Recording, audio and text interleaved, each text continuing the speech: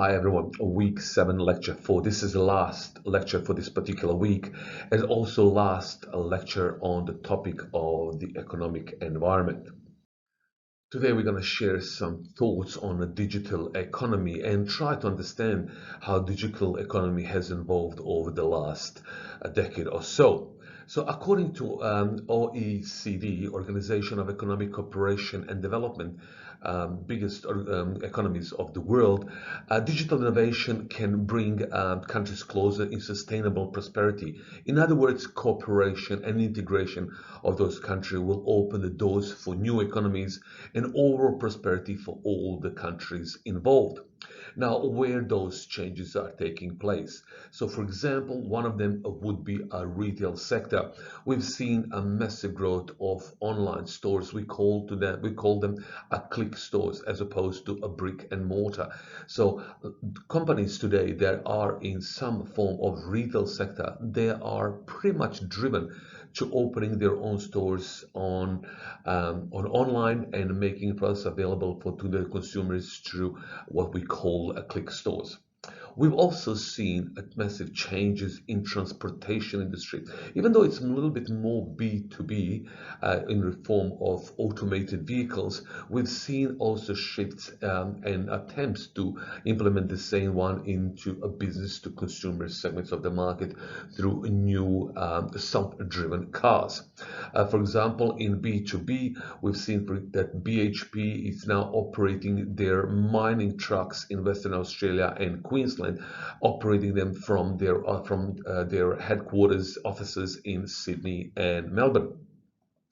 At the same time, through the forms of the digital economy, we've seen a massive growth in online education. So the courses that are available to the consumers all over the world, regardless of where you live, as long as you have the access through a computer and you are expressing the interest in studying in a foreign country, that is easily accommodated into the digital economy.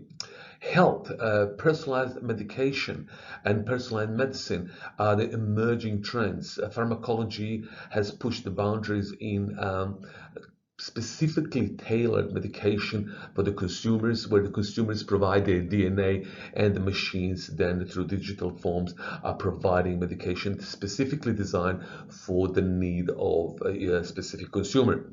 Also, social interaction, social media platforms that engaged the consumer on completely different level. Since introduction of social media platforms, we've seen decline in the number of emails, which at the time were disruptive innovation and affected severely postal services. So we've seen over the course of the last 20 to 30 years massive changes in the way the digital economy is being evolving.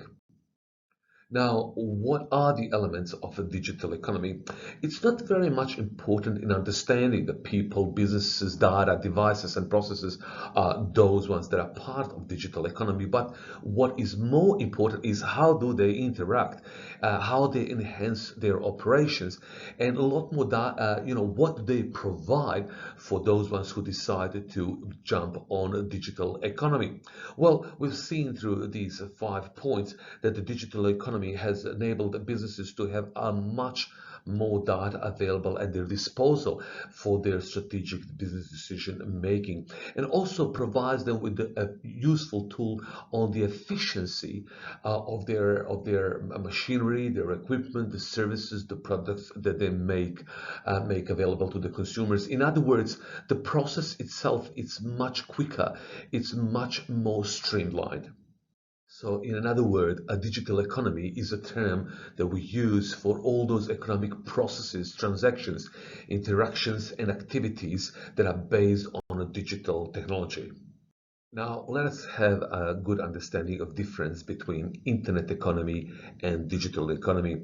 They sound the same or similar, but they are definitely a different in its core. Now, internet economy is basically interconnecting of people through with one another through use of the communication devices, mobile phone, tablets, computers, desktops, and so forth. But on the other hand, digital economy, it's a little bit the same, but on a broader level, where the main drive for the digital economy is an economic gain, or basically profit-driven connectivity. So even though there is a parameters from internet economy inside the digital economy is driven by obtaining a financial gains while engaging in connectivity with its target market or any players within a business environment. Well, the last thing that I want to leave you with is what are the implications of digital economy on the business? We don't know. It's still evolving.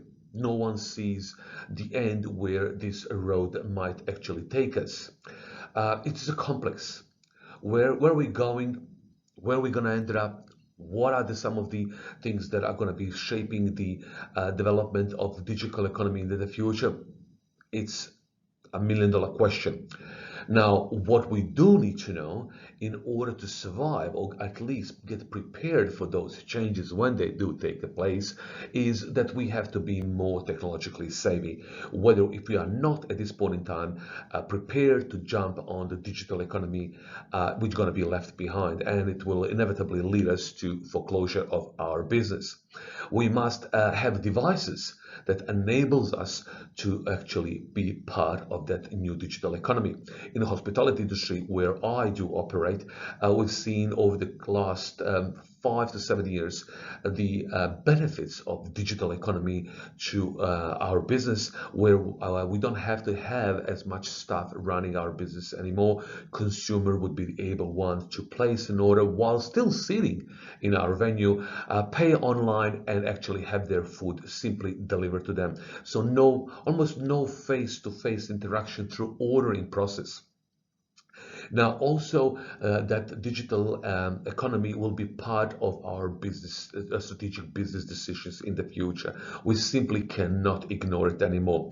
Inevitably, our operations will be transformed into the digital economy internally and externally. So we have to overview and adapt the operations within the organization that will take in consideration digital economy. How do we operate within an organization, for example, HR services, research and development, procurement, and so forth, as well as how we run those operations outside our organization.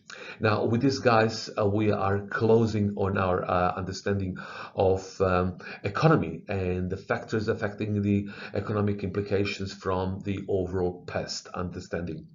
Until next week, take care, stay safe.